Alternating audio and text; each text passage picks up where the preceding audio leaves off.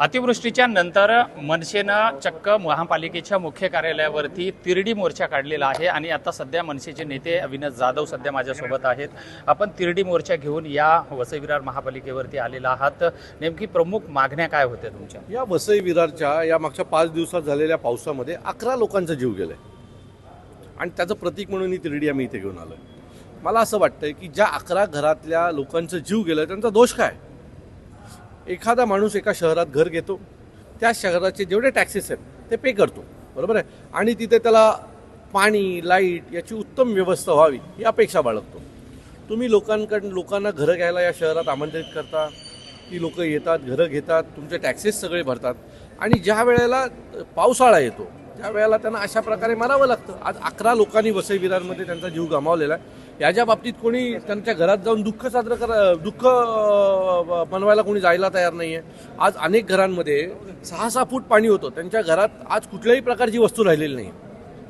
So त्यांना कुठल्या प्रकारची मदत मिळत नाही आहे. सत्ताधारी मोठमोठ्या गोष्टी करतात, मोठे ब्रिज पूल बांधून होणार नाही हो. खाली लोकांची परिस्थिती जी काय आहे ना, पालकमंत्र्यांनी या ठिकाणी दौरा केला, मात्र कुठलाही या नुकसान भरपाई काय देणार किंवा याच्यावरती उपाययोजना काय असणार, प्रशासनाने यावरती काय उपाययोजना असणार, कधीपर्यंत पंचनामे संपतील, कधी त्या नुकसान भरपाई त्यांना काय दिली जाईल, हे कुठलंही आतापर्यंत अनुभव. मला तुमच्या मनात गैरसमज आहे की नुकसान भरपाई लोकांना दिली जाते. बिलकुल खोटं आहे सगळं. नुकसान भरपाई फक्त अधिकृत आमदार, खासदार आणि नगरसेवक यांना पक्ष फोडतानाच त्यांना नुकसान भरपाई दिली जाते. 100 कोटी, 50 कोटी, 70 कोटी पैसे त्यांच्यासाठी येतो. गरीब हे किडे मकोडे त्यांच्यासाठी काय?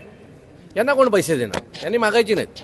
पैसे आहेत सरकारकडे, पण कोणासाठी आहेत? आमदार फोडायला आहेत, खासदार फोडायला आहेत, नगरसेवक फोडायला आहेत. लोकांसाठी सरकारकडे काही नाही आहे. पंचनामे होतील. पंचनाम्यात 500 आणि 400 रुपये एकेकाला हे देतात, त्यात घरची चटई येत नाही. यांचे पंचनामे घेऊन पैसे खाऊन करायचं काय? पण महानगरपालिकेकडे अपेक्षा आहे की महानगरपालिकेने ते नाले जे आहेत ना ते स्वच्छ करावेत. त्याच्यासाठी काही कोटींची जी निधी टेंडर काढलेत ना, ते जे सगळे पैसे त्या नेत्याच्या आणि त्या कॉन्ट्रॅक्टरच्या घशात जात आहेत ना, ते त्यांच्या घशात न जाता ते नाले सफाई नीट करून घ्यावी, एवढीच आमची अपेक्षा.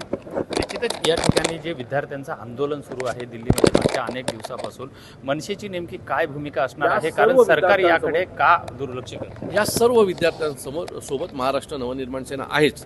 आदरणीय आमच्या पक्षाचे नेते अमित साहेब ठाकरे या विषयावर सतत बोलतात आणि मला असं वाटतं की आम्ही बोलू शकतो, आम्ही दाखवू शकतो, पण सरकारने डोळे पण बंद केलेत आणि कान पण बंद केलेत. आज दिल्लीतली जी परिस्थिती आहे ती अतिशय वाईट आहे. म्हणजे आज 15 दिवस एक माणूस उपोषणाला बसलेला आहे आणि त्याच्याकडे पाहायला सरकारला लक्ष नाही आहे. 4-4 मोठे पेपर फुटतात. लोक म्हणजे एक पेपर फुटला तर मुलांचं किती मोठं नुकसान होतं. म्हणजे तुम्ही एक परीक्षा जाहीर करता, त्याच्यासाठी 25 लाख विद्यार्थी येतात, त्यांच्याकडनं पैसे जमा करता, त्याच्यानंतर तो पेपर फुटतो, ते सगळं वाया जातं, परत नवीन तुम्ही प्रोसेस सुरू करता. हेच चालू आहे या देशामध्ये आणि त्याला जबाबदार असलेल्या लोकांवर कुठल्याही प्रकारची कारवाई होत नाही ना, त्याच्यामुळे ही व्हायची हिंमत होते. त्यांना काय, चला आजचा हा पेपर फुटला, उद्या दुसरा पेपर येईल तोही फुटतील, समोर आला तर आला, नाही तर ज्यांनी पेपर विकत घेतले त्यांचं भलं झालं. पण जे हुशार, ज्यांचं टॅलेंट आहे, जी मुलं तिथे त्या परीक्षेत पास व्हायला पाहिजे, अशी मुलं या सगळ्यामध्ये मरतात. सुनेत्रा पवार यांच्याच अध्यक्षपदावरती आता ऑब्जेक्शन घेतलं जातं त्यांच्याच पक्षातल्या माणसाकडून. काय वाटतं याकडे? माझं सोपं मत आहे, जे पेरलं ते उगवणार. तुम्ही देखील तुमच्या काकाच्या पक्षांवर ऑब्जेक्शन घेतलं होतं, आज तुमच्या पक्षावर कोणीतरी ऑब्जेक्शन घेतलं. हे होत राहणार. मला वाटतं की हा कर्माचा एक सायकल आहे. तुम्ही जे पेराल तेच उगवणार आहे. ही तर सुरुवात आहे. भारतीय जनता पक्ष सत्तेत आहे म्हणून तरी त्या माणसाने हिंमत दाखवली. ज्या दिवशी सत्तेतनं उतरतील ना, तर प्रत्येक आमदार आणि खासदार आपापल्या पक्षावर दावा करायला सुरुवात करेल. एवढी वाईट परंपरा या देशाला भारतीय जनता पक्षाने आता लावलेली. आता शरद पवारांचा पक्ष सुद्धा एनडीए सोबत जाणार असल्याच्या भूमिकेमध्ये अशी चर्चा होते. नेमकं काय वाटतं की याच्यामध्ये सुद्धा एक ऑपरेशन सुरू होणार आहे? मला असं वाटतं की याच्या बाबतीत आमच्या पक्षाचे आदरणीय राजसाहेब भूमिका मांडतील. हा विषय त्यांचा आहे. निश्चितच हे होते अविनाश जाधव. आणि आपण जर बघितलात तर या ठिकाणी जो तिरडी मोर्चा निघालेला आहे, त्याचनंतर राज्याच्या राजकारणामधले काही प्रश्न आहेत, ज्यांनी जसं पेरलं तसं निश्चित उगवणार असा टोलासुद्धा राष्ट्रवादी अजितदादा पवार आणि एकनाथ शिंदे गटाला अविनाश जाधव यांनी मारला आहे.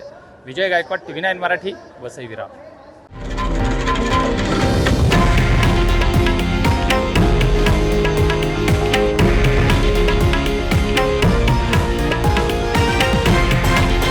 हे आहे देशातील नंबर 1 न्यूज नेटवर्क आणि आपण पाहत आहात TV9 मराठी, एकमेव.